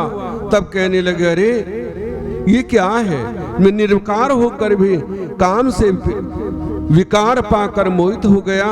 यदि ईश्वर होते हुए भी स्त्रियों के अंगों का स्पर्श कर बैठा तो साधारण मनुष्यों की क्या गति होगी। तब करते करते ये नया विघ्न कहाँ खड़ा हो गया। कामदेव महाकुकर्मी निकला, जिसने मेरे मन में भी विकार पैदा कर दिया। भगवान सोचने लगे, ये विकार कहां से उत्पन्न हो गया। मैं तो निर्विकार हूं, मेरे मन में कोई विकार नहीं है। ये सब कामदेव की चाल है। ब्रह्मा जी बोले, नारद जी, अपनी अद्भुत दशा देखकर सदाशिव काम पीड़ित होकर इधर उधर देखने लगे। तब दिशाएं कांप गई। तब अपने बाईं तरफ पुष्प धनुष ताने काम को बैठा हुआ देखा तो शिव पर दोबारा बाण छोड़ने के लिए प्रयत्न कर रहा था। उसे देखते ही रुद्र ने देवताओं को क्रोध में आ गए और शिव के तेज को देखकर काम कांपने लगा और साथ ही मृत्युंजय भगवान शंकर को हाथ जोड़ ध्यान करने लगा। शिव क्रोध में तप्त हुए और उनके मस्तक से तीसरा नेत्र खुल गया। उससे बड़ी तेज अग्नि निकली। उस अग्नि से वृक्ष पर बैठे हुआ कामदेव जलने लगा और वृक्ष से गिरकर भस्म हो जाने पर देवतागण दुखित होकर रोने लगे। पार्वती सखियों के साथ घर में चली गई। कामदेव की स्त्री रति को दुख के मारे बेहोश होकर पृथ्वी पर गिर पड़ी। फिर थोड़ी देर बाद विचारने लगी, अब मैं क्या करूंगी, कहाँ जाऊंगी? देवताओं ने मेरे साथ बहुत बुरा किया है, जो मेरे पति को यहाँ भेजकर भस्म कर दिया। उसके करुणा विलाप को सुनकर चराचर जीव दुखित होने लगे। उसके बाद इंद्र आदि देवता वहां पहुंचकर रति को धैर्य देते समझाने लगे। बोले, देवी, ये संसार दुख की खान है, कोई भी किसी को दुख सुख नहीं दे सकता। सब कोई अपने अपने कर्मों का फल भोग रहे हैं। रति देवी, धैर्य धारण करो, शोक करने से क्या होगा? अब तुम धैर्य धारण कर रख लो। शिव जी कृपा से तुम्हारा पति देव फिर जीवित हो जाएगा। ब्रह्मा जी बोले, नारद जी इस प्रकार रति को धैर्य देकर देवता लोग भगवान शंकर के निकट पहुंचे। उन्हें प्रणाम तथा स्तुति द्वारा प्रसन्न करके बोले, प्रभु, ये काम कोई अपने अश्वे के लिए कार्य नहीं कर रहा था, संपूर्ण देवताओं का कार्य कर रहा था, इसकी कोई गलती नहीं है। दैत्य तारकासुर संपूर्ण देवताओं को अतीत पीड़ित कर रहा है, उसी के विनाश के लिए ये उसका कार्य था। अब आप कृपा करके क्रोध शांत करो और दुखित होती हुई रति उसकी पत्नी को समझाने की कृपा करो। सदाशिव बोले, ऋषियों, देवताओं, अब तो मेरे क्रोध का कारण जो कुछ हो गया सो हो गया, उसका कुछ नहीं हो सकता। हाँ, जब श्री कृष्ण भगवान रुक्मिणी के साथ विवाह करके द्वारिका में पहुंचेंगे, तब कामदेव का भी जन्म होगा, जिसका नाम प्रद्युम्न होगा। साम नामक दानव आकर उसे चुरा ले जाएगा और उसे समुद्र में जाकर फेंक देगा। ये रति उसी सरोवर नगर में निवास कर रही होगी। ये समुद्र में फेंका हुआ इसका पति वहीं आकर इसे मिल जाएगा।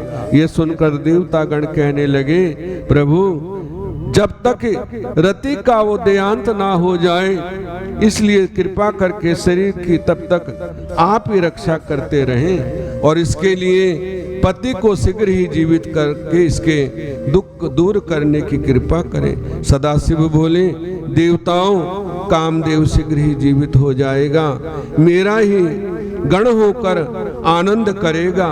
ये वृतांत किसी से मत कहना, शीघ्र ही तुम्हारे दुख हर लूंगा। अब तुम अपने अपने लोक में जाओ। ये कहकर भगवान शंकर अंतर ध्यान हो गए और रौद्रगण भी अपने अपने लोक को चले गए। इस तरह ब्रह्मा जी, नारद जी से भगवान शंकर तीसरे नेत्र की अग्नि द्वारा काम को भस्म हो जाने पर त्रिलोकी के चराचर जीव डर के मेरे पास आए और उन्होंने अपना कष्ट मुझे आकर सुनाया।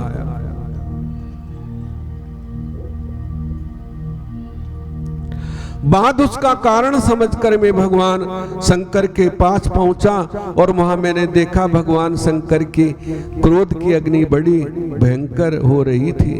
उस महान भयंकर अग्नि को मैंने शिव कृपा से रोककर हाथ में पकड़ लिया और समुद्र में के पास पहुंचा और मुझे आया देख समुद्र पुरुष का रूप धारण कर मेरे पास आया और बोला, ब्रह्मा जी, मैं आपकी क्या सेवा करूं?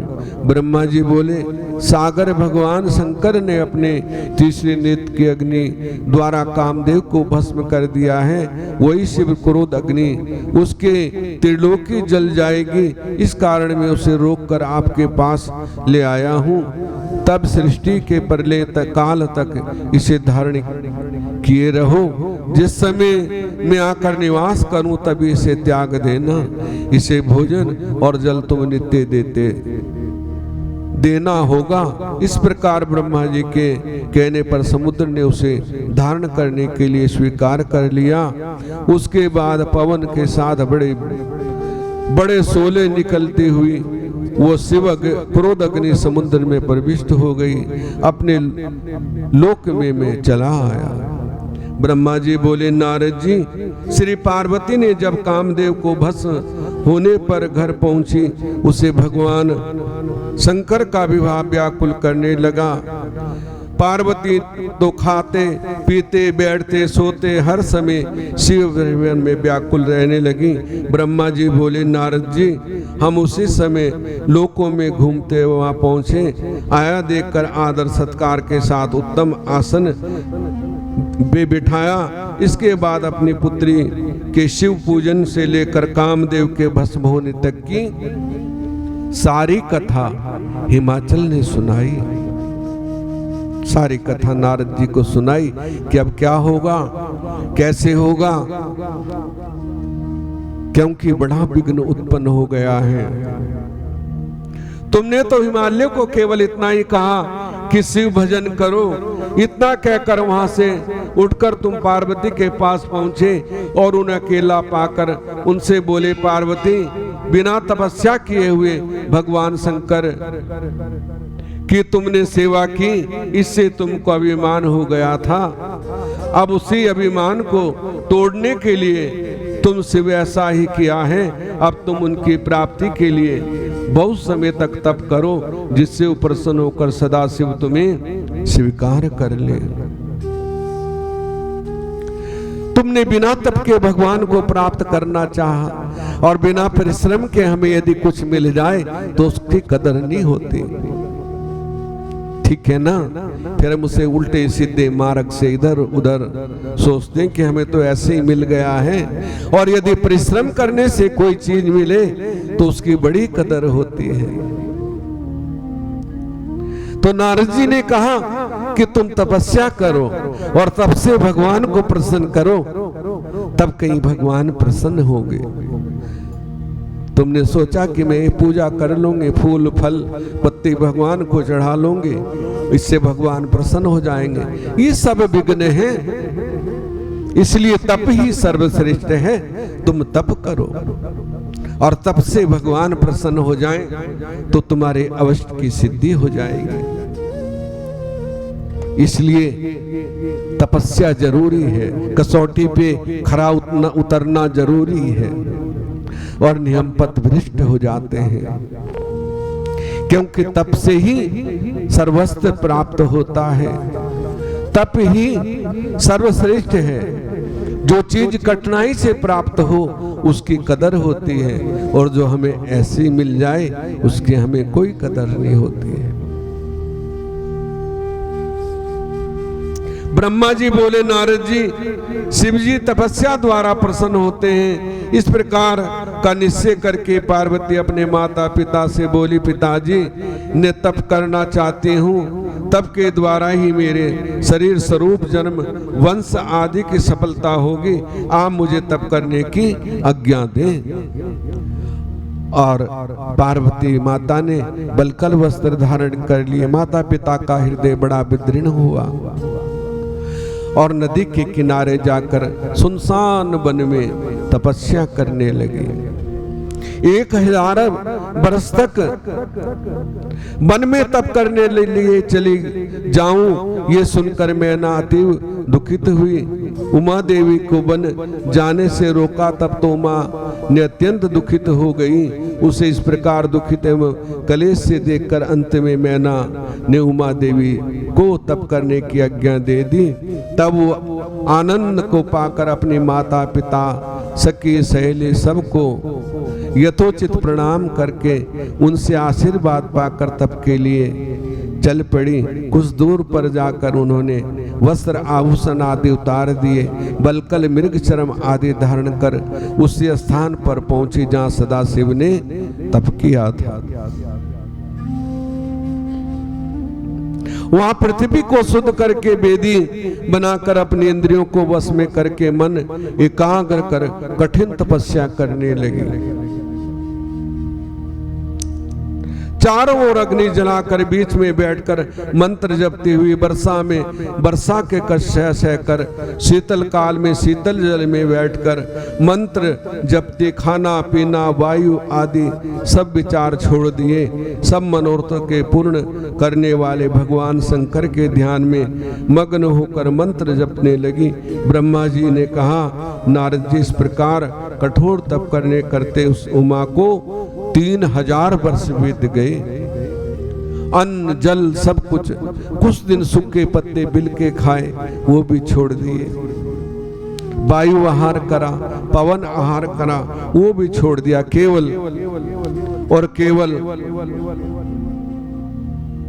ब्रह्मा जी बोले, नारद जी पार्वती के तप द्वारा त्रिलोकी तप उठी, देवता दानव आदि ऋषि यज्ञ गंधर्व सिद्ध संध्या विद्याधर आदि सभी व्याकुल हो गए। इतना कठिन तप पार्वती माता ने किया। 3000 वर्ष तक उन्होंने तपस्या की और हम 2 दिन में व्याकुल हो जाते हैं। हाँ, कल सोमवार है, पहला सावन का सोमवार। अब कल व्रत रखेंगे तो हमारी माताओं ने पहले ही तैयारी कर ली होगी व्रत की, फल फ्रूट सब कुछ ला के रख लिया होगा, या अब ले आएंगे, 1-2 भगवान को चढ़ा देंगे और सब। जय श्री राम।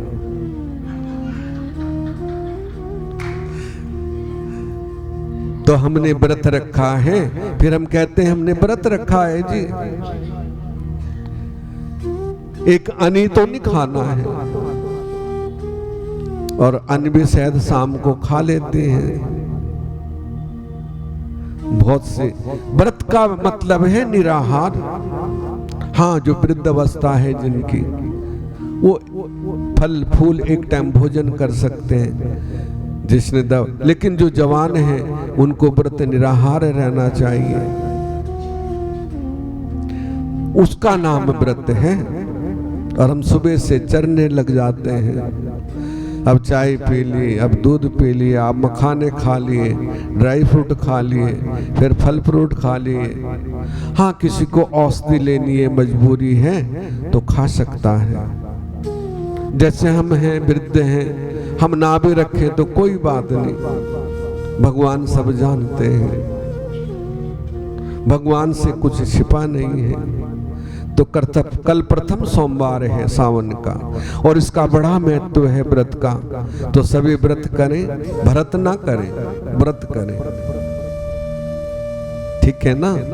और भगवान का स्मरण करें। आगे तो आपकी इच्छा है, जैसे मर्जी करो, मेरे कहने से कौन सा मान रहे हो, और मानेगे तो बड़ा अच्छा है।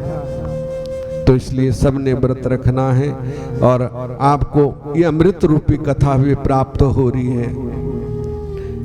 और कल कथा भी सुनना खूब, यहाँ खूब कल प्रसाद मंगा देंगे, मंदिर में खूब आएगा, वो रख देंगे आपके लिए,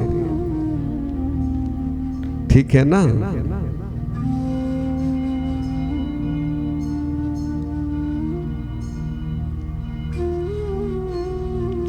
तो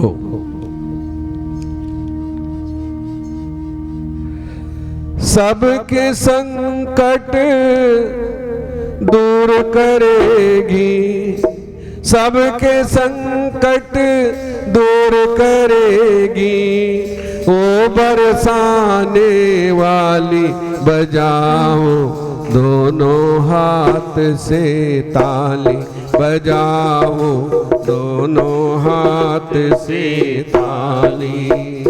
हो सबके संकट दूर करेगी, सबके संकट दूर करेगी, ओ बरसाने वाली बजाओ दोनों हाथ से ताली, बजाओ राधा नाम की ताली, बजाओ राधा नाम की ताली, बजाओ राधा नाम की ताली। हो सबके संकट दूर करेगी, सबके संकट दूर करेगी। ओ बरसाने वाली बजाओ, राधा नाम की ताली बजाओ,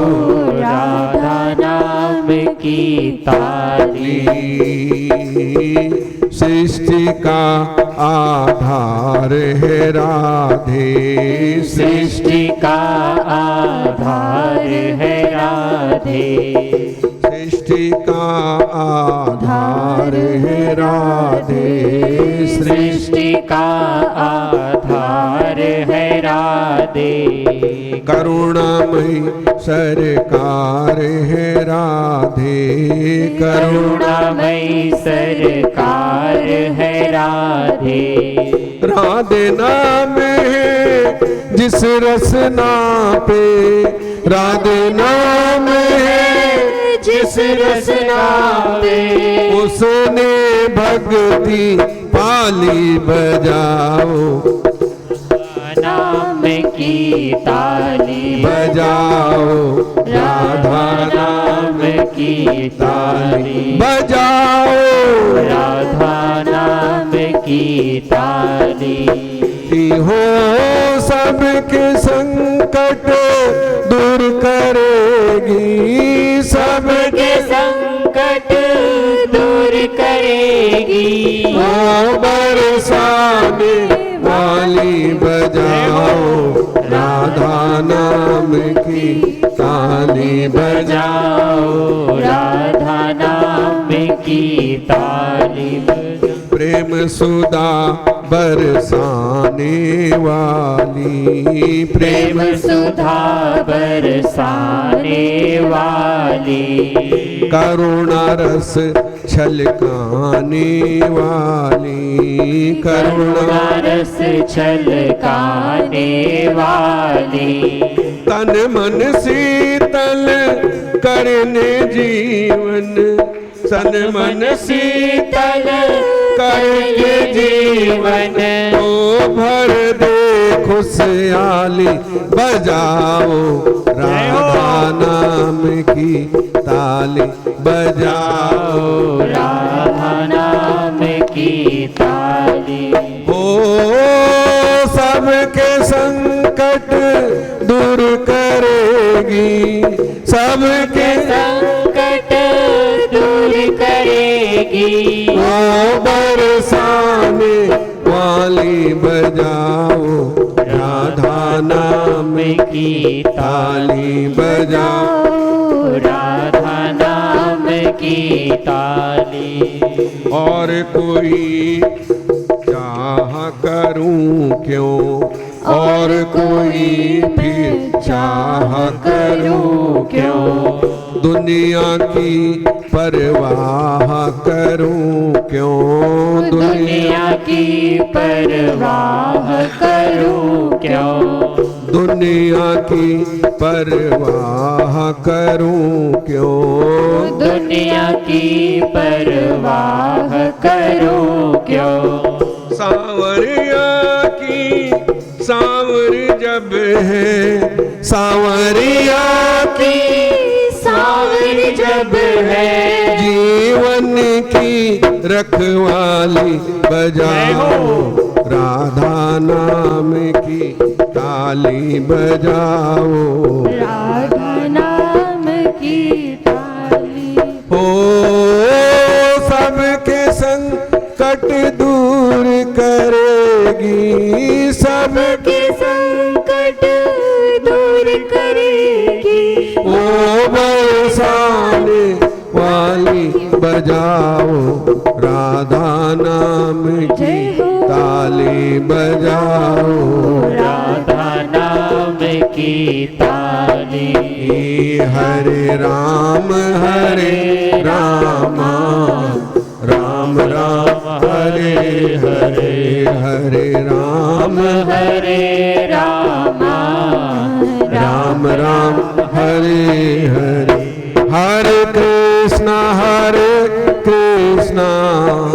कृष्ण कृष्णा कृष्णा हरे हरे हरे कृष्ण हरे कृष्णा कृष्णा कृष्णा हरे हरे हरे राम राम राम हरे हरे हरे राम हरे राम राम राम हरे हरे हर हर महादेव शंभु काशी विश्वनाथ गंगे हर हर महादेव शंभु काशी विश्वनाथ गंगे काशी विश्वनाथ गंगे काशी अमरनाथ गंगे काशी विश्वनाथ गंगे काशी अमरनाथ गंगे हर हर महादेव शंभु काशी विश्वनाथ गंगे हर हर महादेव शंभु काशी विश्वनाथ गंगे बोले शंकर भगवान की जय उमापति महादेव की राधावर कृष्णचंद्र भगवान की जय। तो आज यही कथा को विश्राम देते हैं। कल पुनः आपके सम्मुख कथा करेंगे और कल सोमवार है और सबने व्रत रखना है। और ये मत सोचना कि मैंने बोल दिया कि कुछ खाना नहीं है, खूब खाओ, ठीक है ना। तो आरती होगी, सभी अपने स्थान पे खड़े हो जाएंगे।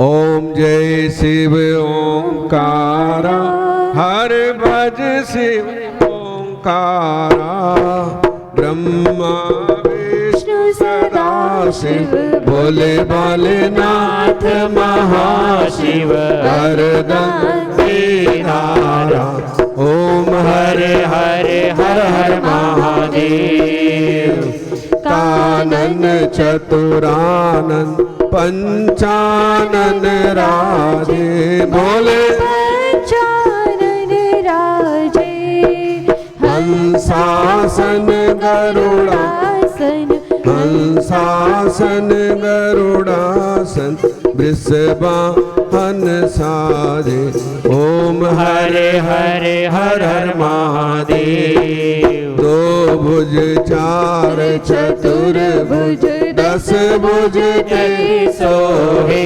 बोले दस भुज अति सोहे तीनों रूप निरखता शंकर रूप निरखता त्रिभुवन जन मोहे ओम हरे हर हर हर महादेव अक्षमाला वनमाला रुंडमाला धारी बोले माला धारी चंदन मृग मग सोहे चंदन मृग मग सोहे बोले शुभकारी ओम हरे हर हर हर महादेव श्वेतांबर पीतांबर बागंबर अंगी बोले गांबर अंगे सनकादिक ब्रह्मादिक सनकादिक ब्रह्मादिक भूतादिक संगे ओम हरे हरे हर हर महादेव कर के मध्य कमंडल चकर त्रिशूल धरता बोले त्रिशूल धरता लग करता जग हरता जग करता दुख हरता जग पालन करता ओम हरे हर हर हर महादेव काशी में विश्वनाथ विराजे नंदा ब्रह्मचारी बोले ब्रह्मचारी नित उठ भोग लगाओ शंकर जी के दर्शन पाओ मही महिमा अति भारी। ओम हर हर हर हर महादेव। ब्रह्मा विष्णु सदा शिव जानत अविवेका। भोले जानत अविवेका। प्रणवाक्षर के मध्य ओम अक्षर के मध्य यह तीनों एकता। ओम हर हर हर हर महादेव। त्रिगुण शिव जी की आरती जो कोई जन गावे। स्वामी प्रेम सहित गावे। कहत सेवा नन स्वामी बजे हरि हर स्वामी मनवांछित चित फल पावे। हरि ओम जय हरे हर हर महादेव। ओ जगदीश हरे स्वामी जय दीननाथ हरे। हर हर जय जय राधे श्याम हरे भक्त जनों के संकट दास जनों के अवगुण बंधन वाला दूर करे। हरि ओम जय जगदीश हरे। जो ध्यावे फल पावे दुख विना। स्वामी दुख बिन से मन का। सुख संपत्ति घर आवे। श्याम सुंदर घर आवे। कष्ट मिटे तन का। हरि ओम जय जगदीश हरे। माता पिता तुम मेरे शरण पढ़ो मैं किसकी। स्वामी शरण पढ़ो मैं किसकी। तुम बिन और ना दूजा। प्रभु बिन और ना दूजा। आस करूं मैं जिसकी। हरि ओम जय जगदीश हरे। तुम पूर्ण परमात्मा तुम अंतर्यामी। स्वामी तुम अंतर्यामी। पार ब्रह्म परमेश्वर पार ब्रह्म जगदीश्वर। हम सबके स्वामी। हरि ओम जय जगदीश हरे। तुम करुणा के सागर तुम पालन करता स्वामी तुम रक्षा करता। मैं मूर्ख खल कामी मैं सेवक तुम स्वामी। कृपा करो भरता। हरि ओम हर जगदीश हरे। तुम हो एक अगोचर सबके प्राणपति। स्वामी सबके रक्षपति।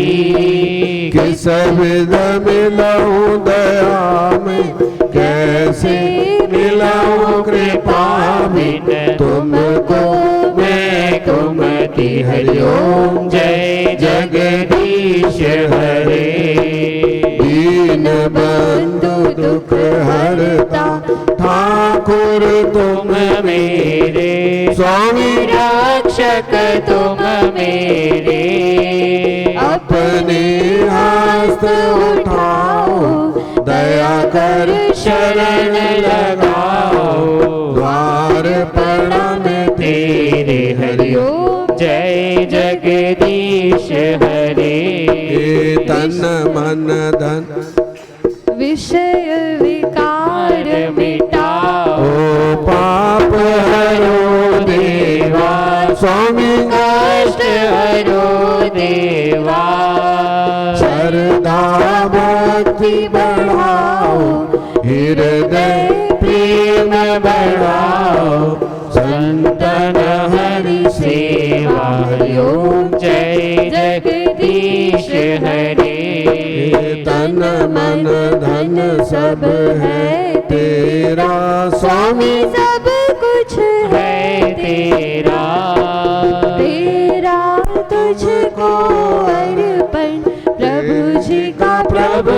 समर्पण क्या लागे मेरा हरिओम। जय जगदीश हरे हे श्याम सुंदर जी की आरती जो कोई जन गावे गावे स्वामी प्रेम सहित गावे कहत सेवानंद स्वामी वजे हरे हर स्वामी मनवा चित फल पावे हरिओम। जय जगदीश हरे जय जगदीश हरे स्वामी जय दीनानाथ हरे हर हर जय जय श्री श्याम हरे।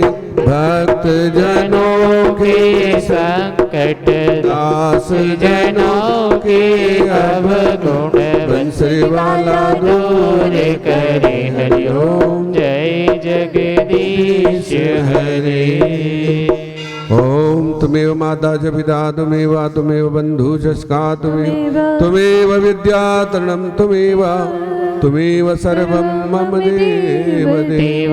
कर्पूर गौरम करुणातारम संसार सारम भुजगेन्द्र सदा वसंतम हृदयारविंदे भावं भवानी सहितं नमामि। सर्वे भवन्तु सुखिनः सर्वे सन्तु निरामयम् सर्वे भद्राणि पश्यन्तु माँ कश्यप दुख भाव। बार बार वर मांगो हरस देव श्री पद सरोजन पावई भक्ति सदा सद भक्ति दान मोहि दीजियो प्रभु देवन के देव और नहीं कछु चाहिए निस दिन चरणन सेव आज भी तेरा आसरा प्रभु कल भी तेरी आस घड़ी घड़ी तेरा आसरा शरण पड़ा है दास दाता इतना दीजियो जामे कुटुम समाए मैं भी भूखा ना रहूं कोई संत न भूखा जाए। गुनेगार की विनती सुनो सद्गुरु महाराज जो मैं बोध कबूल हूँ मेरे परम पिता को लाज बंसरी वाले सांवरे दो